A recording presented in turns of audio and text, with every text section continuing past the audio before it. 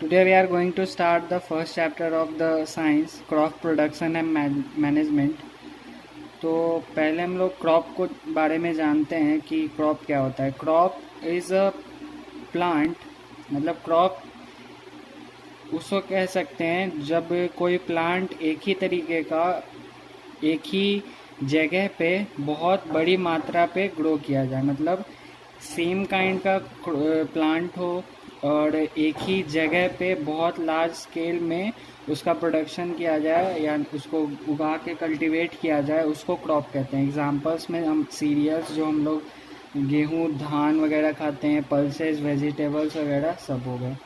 तो मेजरली दो भागों में क्रॉप्स को डिवाइड किया जाता है, kharif crops and rabi crops. Kharif crops वो होते हैं जो रेनी सीजन में सो किए जाते हैं, और इंडिया में rainy season generally June to सितंबर के बीच में आता है। और खरीफ क्रॉप में आएंगे, इसके एग्जांपल्स हैं मेज़, पैडी, जो धान होता है उसको कहते हैं। तो खरीफ में ये सब आते हैं। और रबी क्रॉप होता है जो विंटर सीजन में ग्रो किया जाता है। वो विंटर सीजन इंडिया में नॉर्मली अक्टूबर टू मार्च माना जाता है। और इस सीज़न में जो क्रॉप्स उगाए जाते हैं वो एग्जांपल्स हैं उसके कुछ वीट, ग्राम, मस्टर्ड, मतलब जो मस्टर्ड मतलब हो गया राई, ग्राम मतलब चना, वीट मतलब गेहूँ। तो ये सब रबी क्रॉप में। और वो जो बीच में जो टाइम बचता है मार्च टू जून, उस बीच वाले टाइम में जो ना कि खरीफ में आता है ना रबी में आता है, उस टाइम में कुछ वेजिटेबल्स, पल्सेस वगैरह उगाए जाते हैं इंडिया में, जो समर का मेनली टाइम होता है उस टाइम में। तो क्रॉप उगाने के लिए कुछ एग्रीकल्चर प्रैक्टिसेस भी किए जाते हैं। तो एग्रीकल्चर प्रैक्टिसेस का मतलब होता है cultivation of crops involves several activities over a period of time and it is called agriculture practices। मतलब कि क्रॉप को कल्टीवेट करने में बहुत सारी एक्टिविटीज़ की जाती है over a period of time, और उन एक्टिविटीज़ को एग्रीकल्चर प्रैक्टिसेस कहा जाता है। और उसमें आते हैं बाई सीक्वेंस, जो जिस तरीके से क्रॉप्स को उगाया जाता है उन सीक्वेंस में अगर एग्रीकल्चर प्रैक्टिसेस को बताया जाए तो वो ये हैं।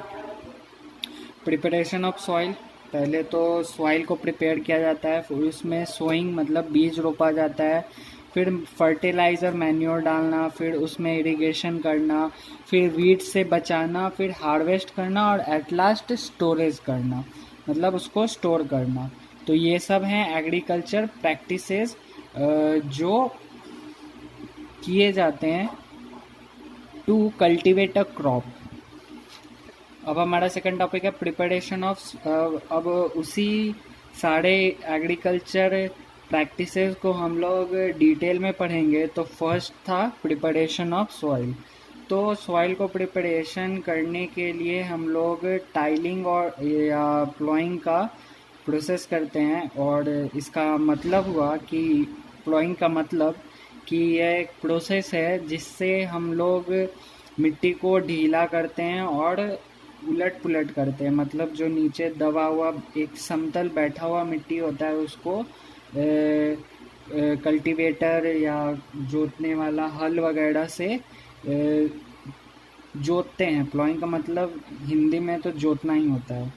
और इसके क्या फ़ायदे होते हैं, तो प्लॉइंग से हमें हेल्प मिलती है कि ये अलाउ करता है रूट्स को कि बहुत अंदर जाके वो मतलब जब खेत जोता हुआ होगा तो जो सीड्स के रूट्स होंगे या प्लांट्स जब बड़ा होगा उसके रूट्स जो नीचे जाएगा वो ज़्यादा अंदर तक और बहुत मजबूती से फैल सकेगा।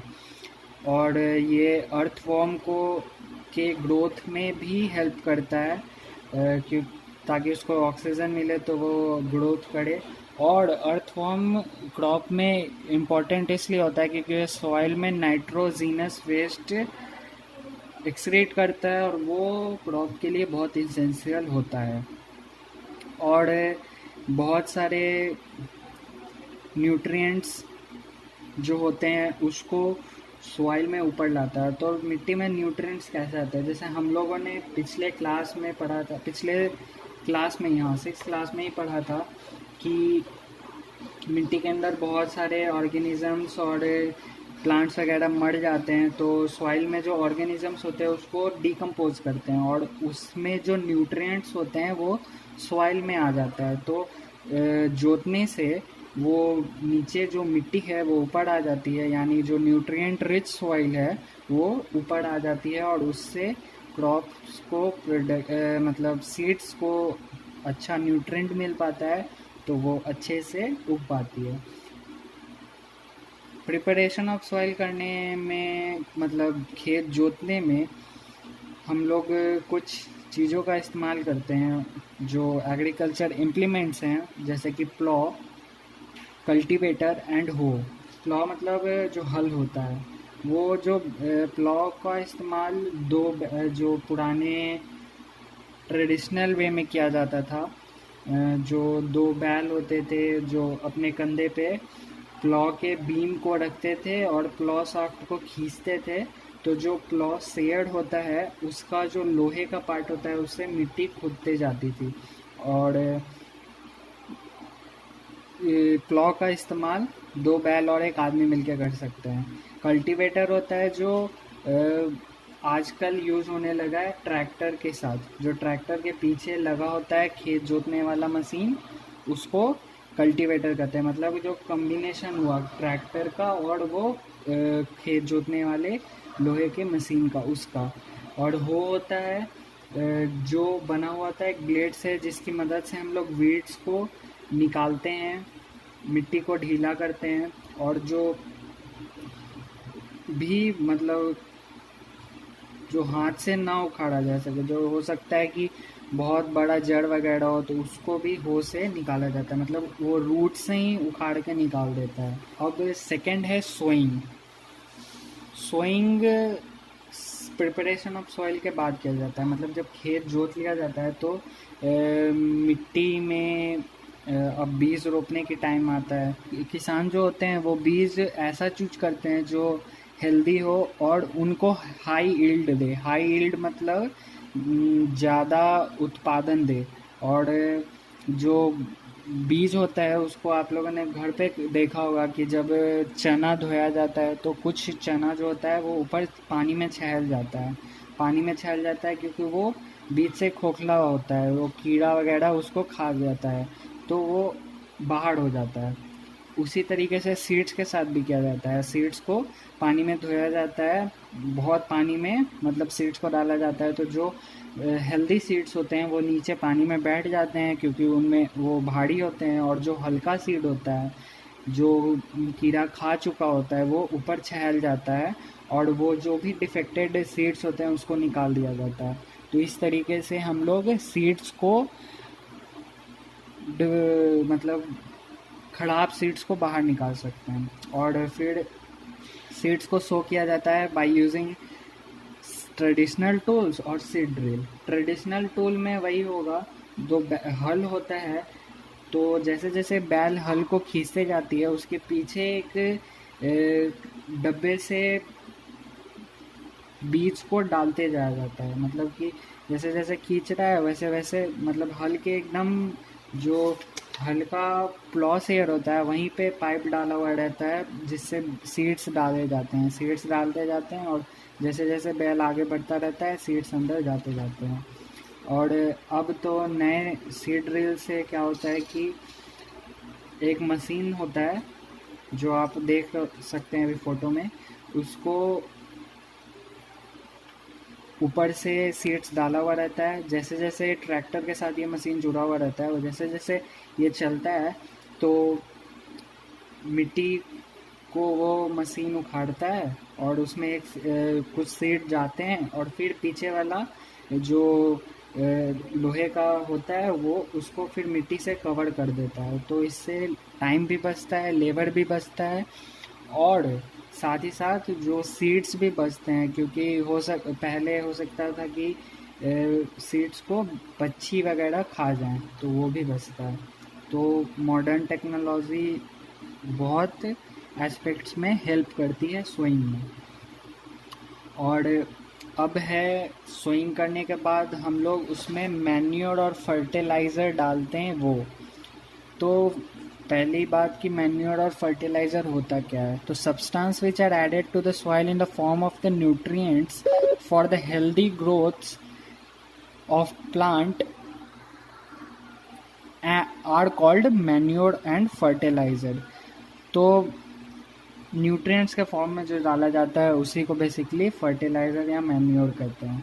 तो हम लोग जानते हैं कि मिट्टी में न्यूट्रिएंट्स होते हैं पहले से, जो डेड एनिमल्स और प्लांट्स होते हैं उससे आते हैं।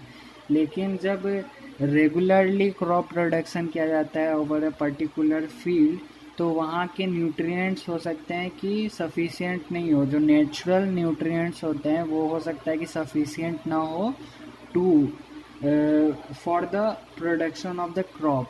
मतलब लगातार क्रॉप प्रोडक्शन के लिए हो सकता है कि सफिशिएंट न्यूट्रिएंट्स ना हो, तो एक्स्ट्रा न्यूट्रिएंट्स या मैन्योर ऐड किया जाता है और उस एक्स्ट्रा न्यूट्रिएंट्स को ऐड करने के प्रोसेस को मैन्योरिंग कहा जाता है। तो मैन्योर एक ऑर्गेनिक सब्सटेंस है जो कि एनिमल वेस्ट, प्लांट वेस्ट को डिकम्पोज करके बनाया जाता है by putting it into a pit. मतलब एक गड्ढे में भर के रख दिया जाता है। जब वो गल जाता है तो उसे एज अ मैन्योर खेत में छीटा जाता है और वो न्यूट्रिएंट्स प्रोवाइड करते हैं फॉर क्रॉप्स।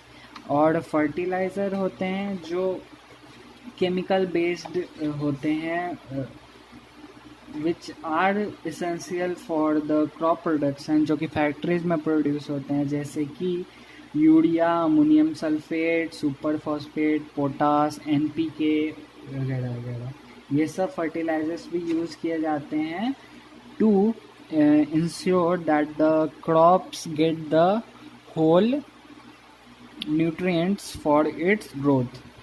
और एक और तरीका होता है जो पहले इस्तेमाल किया जाता था, क्रॉप रोटेशन। मतलब कि एक सीज़न में ये क्रॉप रोपा जाए और हम लोगों को पता है कि ये इस क्रॉप से ये न्यूट्रिएंट्स ख़त्म हो सकते हैं, मतलब कम हो सकते हैं। तो नेक्स्ट बार में सेम क्रॉप को नहीं रोपा जाएगा, किसी और क्रॉप को रोपा जाएगा ताकि वो जो घट रहा था उसको रिप्लेनिश कर सके मिट्टी में।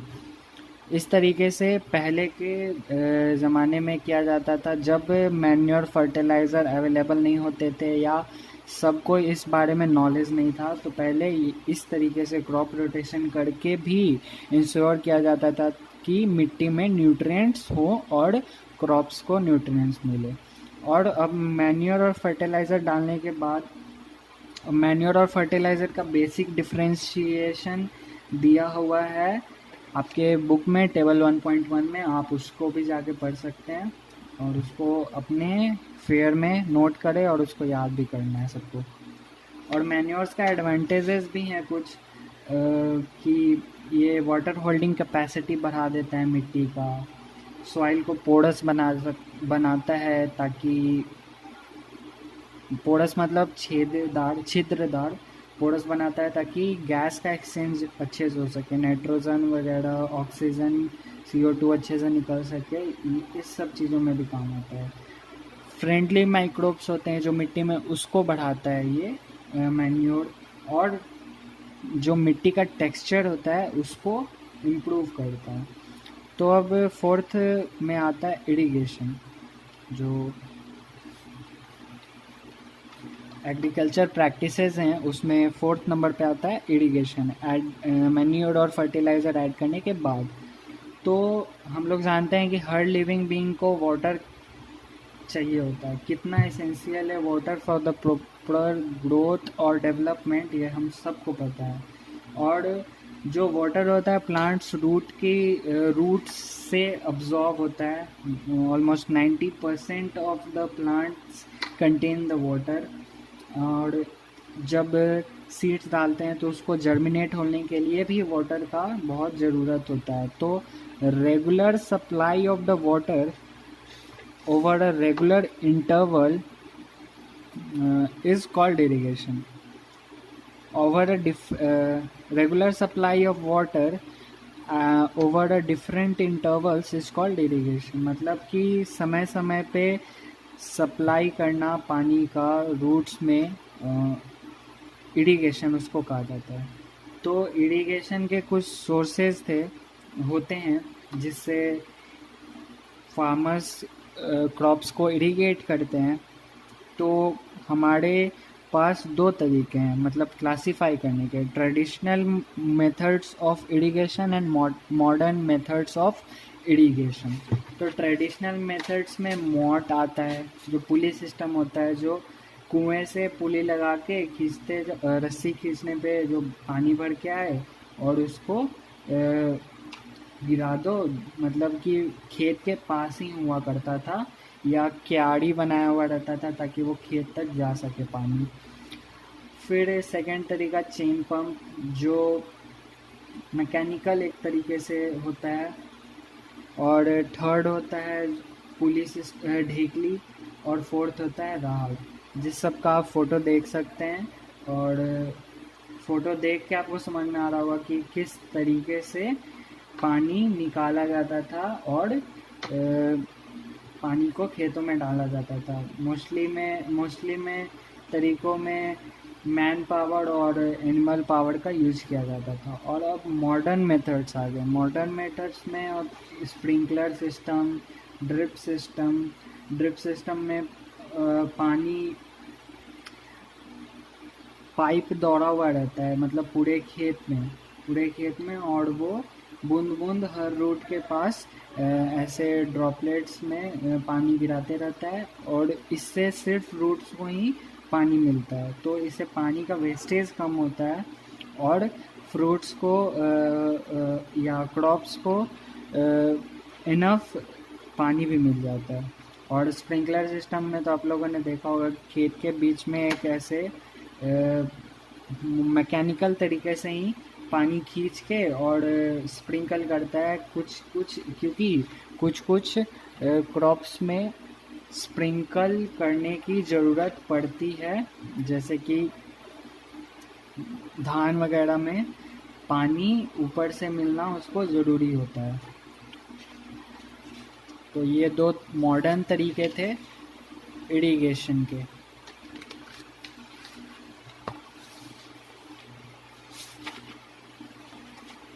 अब फिफ्थ है हार्वेस्टिंग। अब उसके बाद आता है, इरिगेशन करने के बाद आता है प्रोटेक्शन। तो अब इरिगेशन के बाद आता है protection from the weeds. Weeds का मतलब क्या होता है? Weeds are the unwanted plants that grow with the crops and the removal of weeds is called weeding. Weeding is necessary क्योंकि क्रॉप्स के लिए जो एसेंशियल वाटर, न्यूट्रिएंट्स, स्पेस और जो लाइट होती है उसको रोकता है वो वीड। मतलब कि जगह खाता है ज़्यादा, पानी भी वेस्ट जाएगा उसमें क्योंकि वो किसी काम का है नहीं। Sometimes it may be poisonous for animals और ह्यूमन बींग्स। तो वो तो एक तरीके से बुरी चीज़ है, वो खाने लायक चीज़ नहीं है और वो पानी और जगह को भी वेस्ट करता है, इसीलिए उसको निकाल के फेंकना ज़रूरी होता है। और वीड को निकालने के लिए वीडिसाइड्स मतलब केमिकल्स भी बनाए गए हैं जो डालने से सिर्फ वीड्स ही मर जाते हैं और बाकी क्रॉप्स को कोई डैमेज नहीं पहुंचता है। और ये स्प्रेयर के थ्रू फार्मर्स स्प्रे करते हैं over the whole crop field. और वीड्स को हटा देने के बाद अब आता है हार्वेस्टिंग का टाइम। तो जब क्रॉप तैयार हो जाता है तो उसके काटने के प्रोसेस को हार्वेस्टिंग करते हैं और काट के उसमें से अनवांटेड चीज़ को निकालना और सेपरेट करना उसको हार्वेस्टिंग कहा जाता है। तो हार्वेस्टिंग हमारे कंट्री में पहले हाथ से किया जाता था, सिकल से, और अब के डेट में हार्वेस्टर से किया जाता है, जो मशीन आते हैं उससे। और अब इसमें दो टर्म्स हैं, थ्रेसिंग और winnowing. Threshing is the separation of the grains from the chaff मतलब जो अनाज होता है उसको भूसे से अलग करना, उसको थ्रेसिंग कहते हैं। वो आप लोगों ने देखा होगा, थ्रेसर गांव में हर फील्ड में होता है जहाँ पे धान वगैरह स्टोर किया जाता है, जिसको खड़हानी हम लोग बोलते हैं। फिर है विनोइंग। विनोइंग मतलब जो हार्वेस्ट किया हुआ क्रॉप होता है उससे भूसे को अलग करना। मतलब कि जो छोटे फार्मर्स होते हैं वो चैफ को अलग करते हैं और उससे एनिमल्स को खाना दिया जाता है। मतलब कि गाय वगैरह वही खाती हैं घास के साथ। और फिर इसके बाद लास्ट टॉपिक है स्टोरेज। अब स्टोरेज करने के लिए हम लोग हार्वेस्ट करके ग्रेन्स को फील्ड में ही कुछ दिन तक छोड़ देते हैं ताकि उसमें से सारा मॉइस्चर निकल जाए, ताकि वो लंबे टाइम तक स्टोर किया जा सके। और उसमें पेस्ट वगैरह बैक्टीरिया वगैरह से बचाने के लिए उसमें केमिकल्स डाला जाता है और बड़े बड़े ड्रम्स वगैरह में स्टोर किए जाते हैं या ग्रीनरीज वगैरह में स्टोर किए जाते हैं। और हम लोगों ने घर में भी देखा होगा कि चावल वगैरह दाल वगैरह में सूखा नीम का पत्ता डाला जाता है टू इंश्योर डैट मतलब उस वो ख़राब जल्दी ना हो, उसमें कीड़ा ना लग पाए। तो इस तरीके से स्टोरेज किया जाता है। तो हम लोगों ने एग्रीकल्चर प्रैक्टिसेस को कंप्लीट कर लिया है। मतलब हमारे पास 7 एग्रीकल्चर प्रैक्टिसेस थे। अगर हम लोग पॉइंट वाइज सुन रहे होंगे तो अब हम लोगों को पता चला होगा। तो इन 7 तरीक़ों से किसी क्रॉप को प्रोड्यूस किया जाता है, स्टोर किया जाता है। और तो अब हमारा चैप्टर यहीं पे ख़त्म होता है। हम लोगों ने इसमें करीब करीब हर चीज़ पढ़ ली है। अब सभी अपने अपने एनसीईआरटी बुक से एक्सरसाइज का जो भी ऑब्जेक्टिव क्वेश्चन है, क्वेश्चन आंसर्स हैं, उसको कंप्लीट करें। और नोट्स भी खुद से आप बना सकते हैं या नोट्स का लिंक दिया हुआ होगा कॉपी में, उसको भी कॉपी कर सकते हैं। तो ठीक है, अब अगले चैप्टर में